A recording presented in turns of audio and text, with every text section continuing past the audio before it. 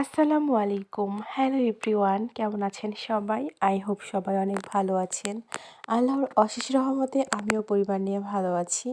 ভিডিওটি লাস্ট পর্যন্ত দেখুন, আশা করি খুব ভালো লাগবে। আর আমার ভিডিওগুলো যদি আপনাদের ভালো লেগে থাকে তাহলে আমার চ্যানেলটি সাবস্ক্রাইব করে আমার পাশেই থাকবেন। ফজরের পরের সকালটা আসলেই খুব সুন্দর। ফজরের নামাজ পড়ে একটু ছাদে আসলাম। এখন বাজে সকাল 7:30।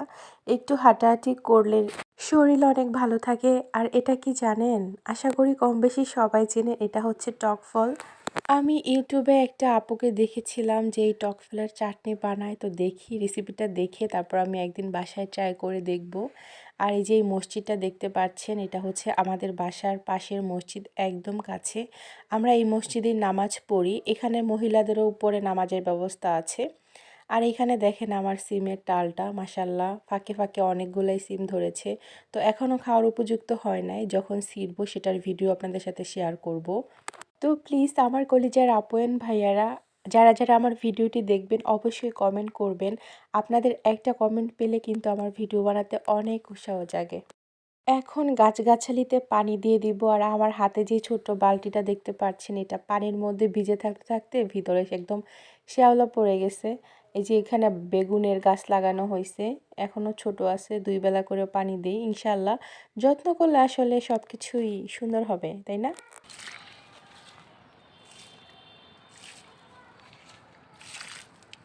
এই তো এখানে আমার একটা পছন্দের মাছ ফ্রাই করে নিচ্ছি। এটা কি মাছ এক্স্যাক্টলি আমি বলতে পারবো না।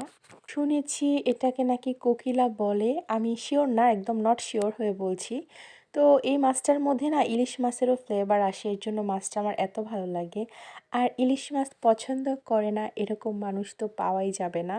তো আজকে মাছ কোনো ভুনা করব না বা কোনো তরকারির সাথে দিয়ে রান্না করব না, জাস্ট একটু ফ্রাই করে তারপর গরম ভাত দিয়ে খাবো।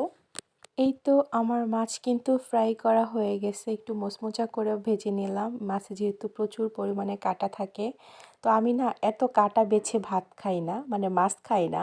আমি মানে কাঁটা বেশি একটা বাছতে পারি না, আমি এমনিতেই খেয়ে ফেলি। তো অনেকে আমার খাওয়া দেখে বলে যে তুমি তো বেশি কাঁটা বাছো না, এমনিতেই খেয়ে ফেলো, তোমার গলায় কি কাঁটা ফুটে না?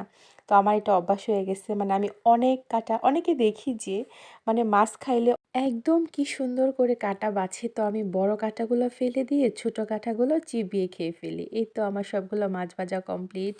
দুপুরে খাওয়া দাওয়ার পরে লম্বা একটা ঘুম দিয়েছি।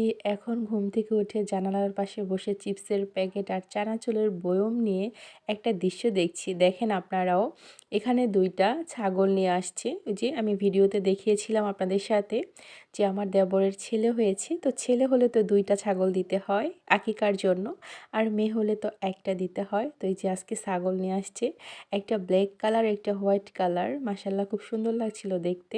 আর এদিকে আমার দেবরের ছেলে মেয়ে আর আমার মেয়ে সবাই কলা পাতা কাটছে ছাগলকে খাওয়ানোর জন্য। তো কি সুন্দর করে বেঁধে দিচ্ছে, ছাগল খাচ্ছে।